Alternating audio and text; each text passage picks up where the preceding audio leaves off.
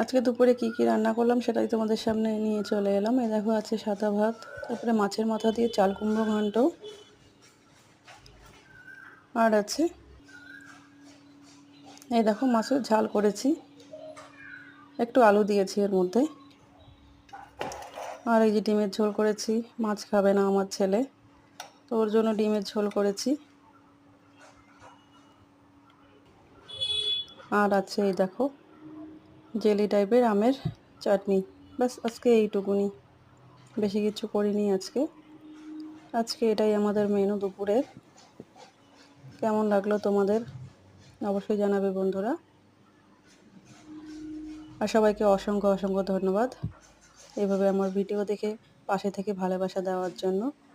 সবাইকে অন্তর থেকে অনেক অনেক ভালোবাসা। ভালো থেকো সবাই, প্রচণ্ড গরম পড়েছে, সুস্থ থেকো, সাবধানে থেকো। Love you all, tata.